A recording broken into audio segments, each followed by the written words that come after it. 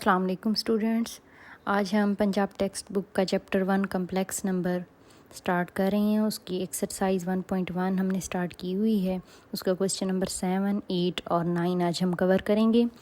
Question number 7 start करते हैं, जिसमें आयोटा की कुछ पावर्स हैं, उनको ऐड करके हमने ज़ीरो की इक्वल प्रूव करना है। जैसा कि हम जानते हैं कि आयोटा की पावर जैसे जैसे इंक्रीज़ करते हैं हमारे पास डिफरेंट नंबर आते हैं। जैसे आयोटा की पावर 2 -1 के बराबर है, इसी तरह आयोटा की पावर 3 माइनस आयोटा और आयोटा की पावर 4 पर अगेन 1 मिलता है। तो सबसे पहले हमने इनको जो ऑपरेशन है सिंपल ऑपरेशन लगाकर आयोटा की पावर n को अलग अलग कर लेना है और फिर जो बीच में टर्म्स हमारे पास बच जाएंगी वो हमने सॉल्व करनी है। आयोटा की पावर n को हमने कॉमन ले लिया है, अंदर iota, iota square, iota cube और आयोटा 4 बच गया है। क्योंकि आयोटा 4 पर एक साइकिल कंप्लीट हो जाता है आयोटा का और हमें रिज़ल्ट में 1 मिलता है, तो आयोटा की पावर 3, आयोटा की पावर 4 मैंने आपको सॉल्व करके दिखा दिया है और इस रिज़ल्ट को हम ऊपर वाली इक्वेशन में यूज़ कर लेंगे। जैसे कि iota -1 minus iota, iota cube की जगह और आयोटा 4 की जगह अगेन 1, और ये तमाम डिजिट कैंसिल हो जाएंगे और हमें एट द एंड 0 मिल जाएगा, जो कि हमने प्रूव करना था।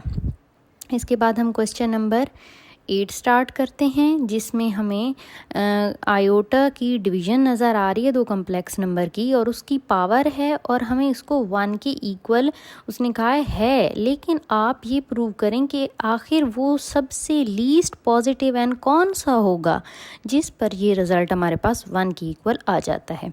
यानी और भी एन मिलेंगे लेकिन हमने वो सिर्फ least positive number find out करना है। तो डिवीज़न हल करने के लिए हम रेशनलाइजेशन यूज़ करते हैं। ये बात हम पहले ही कवर कर चुके हैं, पीछे जो क्वेश्चन हम पढ़े हैं उसी तरह डिवीज़न हमने ख़त्म की है और एंड पर ऊपर स्क्वायर बन गया और नीचे a² - b² का फार्मूला जिसको हमने सॉल्व किया है। ऊपर आयोटा स्क्वायर को -1 बनाया, 2 आयोटा और नीचे हमारे पास आयोटा ख़त्म हो जाएगा। रेशनलाइजेशन हमें नीचे से डिवीज़न के नीचे डिनोमिनेटर में आयोटा को ख़त्म कर देता है। तो हमारे पास आयोटा की पावर 2n बच गया सॉल्व होने के बाद। क्योंकि ये रिज़ल्ट इक्वल टू 1 है और हमें n ढूंढना है जिस पर वो लीस्ट पॉजिटिव एन ढूंढना है जिस पर हमें रिज़ल्ट 1 की इक्वल मिले। तो हमें n लीस्ट पॉजिटिव अगर हम आयोटा स्क्वायर को अंदर डाल दें और उसकी जगह -1 लगा दें तो वो लीस्ट पॉजिटिव n2 ही हो सकता है, क्योंकि 1 नहीं हो सकता, 0 नहीं हो सकता। सॉरी, पॉजिटिव नंबर में तो 0 आएगा ही नहीं, तो 1 से स्टार्ट करें तो 1 तो नहीं हो सकता, तो फिर 2 वो लीस्ट पॉजिटिव नंबर है जिस पर हमें 1 मिलेगा।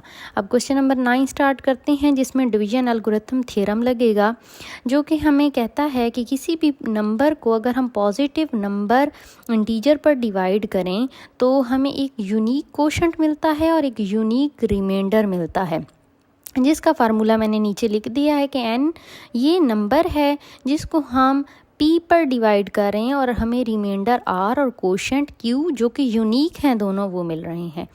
तो मैंने इसको सिंपल डिवीज़न के तरीक़ाकार से भी बता दिया है कि डिवाइड करें, कोई भी नंबर ले लें, लेकिन आपको यहाँ पर 4 कहा गया है, यानी आपने 4 पर डिवाइड करना है और रिमाइंडर r मिलता है। ये दोनों बातें आपको क्वेश्चन में बताई गई हैं। तो हम p की जगह 4 लिख देते हैं क्योंकि हमने p पर डिवाइड करना है। तो n = 4q plus reminder r। Reminder पर यह शर्त होगी कि वो p से छोटा होगा, लेकिन 0 से बड़ा ये इक्वल हो सकता है, तो इसका मतलब है 4 से छोटा होगा। हमने n की जगह 4q प्लस r पुट कर दिया है और ऑपरेशन के तहत हमने 4q को अलग और आयोटा की पावर r को अलग कर दिया है। क्योंकि 4 पर साइकिल आयोटा का कंप्लीट हो जाता है और 1 मिलता है, ये पीछे के क्वेश्चन में पढ़ चुके हैं। तो 1 की पावर q लें, जो मर्जी लें, 1 ही रहेगा। तो आयोटा की पावर = आयोटा की पावर r मिल गया है। अब r पर ये शर्त है कि वो 0 से बड़ा हो सकता है, 4 से छोटा है, तो हम 0 पुट कर सकते हैं, 1 2 3 पुट कर सकते हैं। तो मैंने बारी बारी 0 1 2 और 3 पुट करके रिजल्ट बताए हैं। अलबत्ता हमें प्रूफ सिर्फ यही करना था कि आयोटा की पावर n आयोटा की पावर r की इक्वल आती है और r उसका रिमाइंडर है जब हम 4 पर डिवाइड करेंगे।